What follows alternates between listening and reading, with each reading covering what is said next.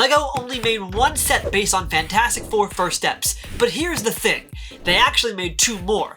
Hey, how you doing? My name is Ryan, and today I'm uncovering LEGO sets that are secretly based on Marvel's Fantastic Four. These are builds I believe can be tweaked ever so slightly to transform them into something based on the new movie. And the first set I think didn't even try to hide the fact it's a Fantastic Four set. It's the Flying Moon Car gift with purchase. From the sleek retro futurism design to the medium blue color palette, this set was instantly pegged by everyone as a potential model of the Fantasticar. And I'm pretty sure both the fan designer Teddy and the professional designers were in on the ruse, as they made it super easy to modify this car to fit all 4 members of Marvel's first family. What isn't easy though is getting your hands on a copy of this set. You either have to have a large LEGO purchase planned for when this is back in stock, or swallow your pride and spend the $50 on eBay or Bricklink for your own copy.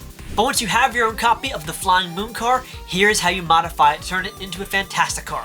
So what we're going to do first is pull this off the base, obviously, take the figures out, and the main focus is going to be on this back section over here. I'm going to pull off these flames, just like that, the whole assembly. I'm going to take these sloped 2x2 plates. Let me get a brick separator actually. There we go. Okay. Then we're going to apply those plates on the back like this. Get rid of the silver grate. The blue plates back on.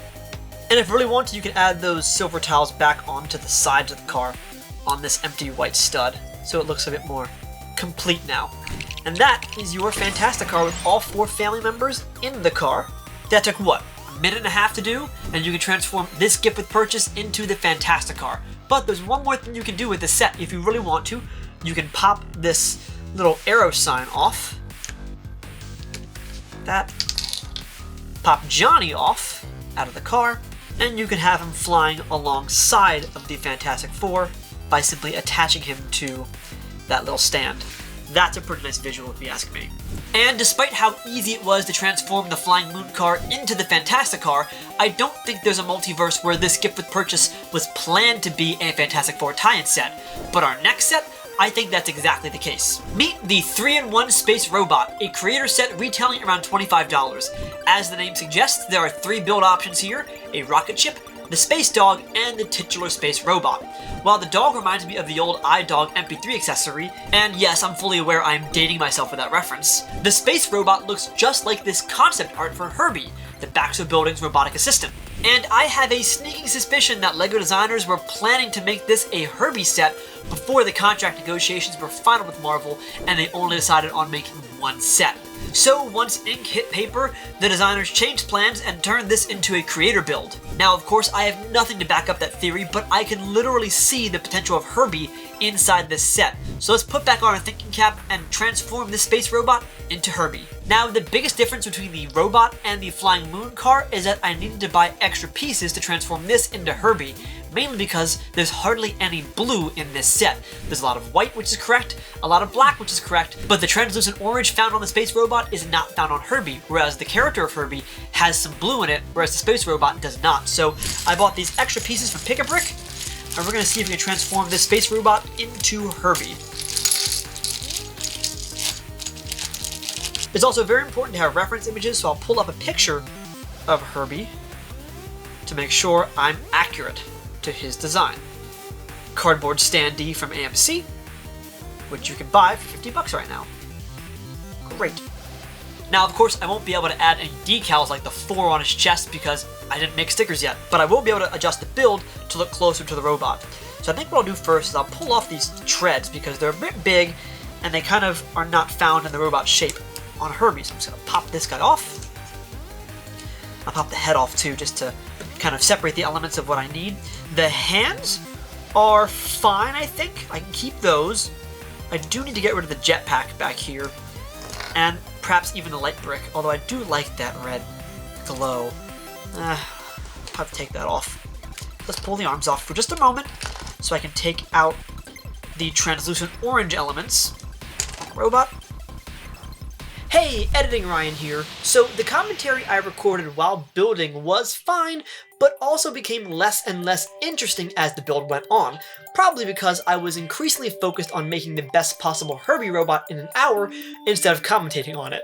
So instead of boring you with mostly stammering words and pauses, I recorded a post-build commentary looking back on the process, what went right, and what I could have improved. So, as mentioned, I needed to replace all of those translucent orange accents with either white or medium blue, and I made one great move and one mistake here.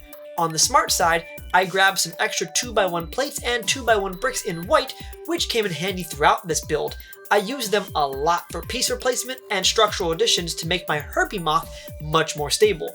On the stupider side, I broke apart the robot body too much too quickly in my attempts to remove the orange that I wasn't sure how to piece the torso back together. I had to grab the set's original instructions to make sure I did it right. Once the body was back together and without any orange accents, I started work on the head. I needed to basically destroy the current version and replace all the curved parts with more angular elements. I'm saving those quarter domes for the bottom of Herbie because the shape is close to the reference image even if it's not perfect. As I tested out those domes on the body, I worried this white Technic pin brick was going to be difficult to attach to the lower half, but given the body's mostly symmetrical structure, I decided to invert the build so that the white pin becomes a neck stump as opposed to a leg stump. It's much easier to attach from above, and it means we get some movement in the head and neck.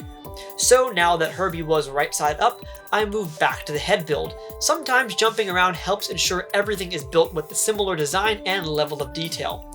I used 2x2 slopes and inverted slopes for a more angular, accurate head. Very happy with that shaping, even if it makes the head only 2 studs wide.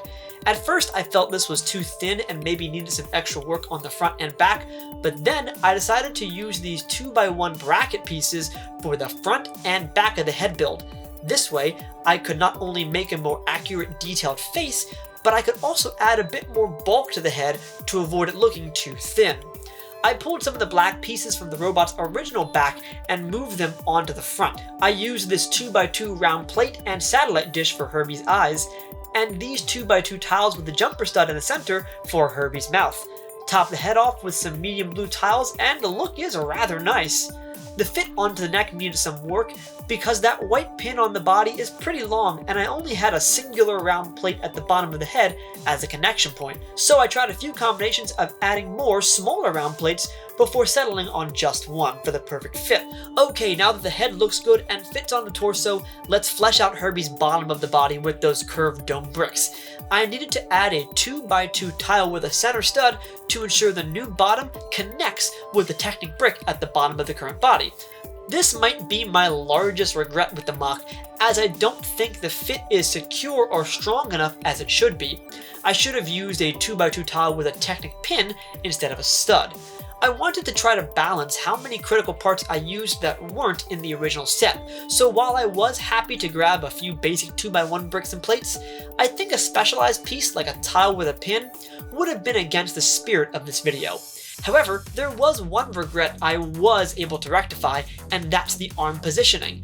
Seeing as I kept the original body structure for the most part, the arms and arm joints are center, which doesn't really fit for Herbie, so I needed to once again break apart the body, move the ball joint plate closer to the neckline, and rebuild the torso once again, hoping I get it right this time.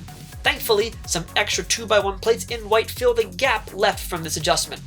With the arms correctly placed, I thought Herbie looked great, but kinda short, so I grabbed the last few angled bracket plates to make an additional layer on the bottom. Using the arches that were originally on the robot's top of the head, I rounded off the base and added some ingots and medium blue tiles and cheese slopes for details. Lastly, I retiled the front of Herbie's body with some smaller curved tiles which cover the light brick.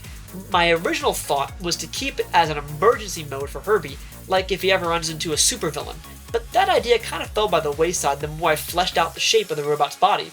So I added a circular white plate on the back to cover up both the light and button for good. So after tinkering for about an hour, I have my model of Herbie done. I truly could have done this all day if I wanted to because I could have kept refining and reshaping the model with more pieces, but I wanted to keep it at least 50% the original parts, so I ended up with 60% original, 40% added parts to make my version of Herbie. And this ended up being pretty tough to pull off because I wanted to make sure Herbie still had some movement in his body and his head and arms while maintaining his official shape. And on the whole, I'm happy with how this model turned out, although I really do wish LEGO made an official Herbie set. In fact, I wish LEGO made more Fantastic Four sets. That being said, with the release and hopeful success of the movie, maybe we will eventually get more sets based on Marvel's first family. But I would love to know what you guys think of my modified Fantastic Four sets. Let me know in the comment section down below. Big thanks to my channel members for supporting me and making videos like this possible. And as always, if you like this video, be sure to subscribe to the channel, and thanks for watching.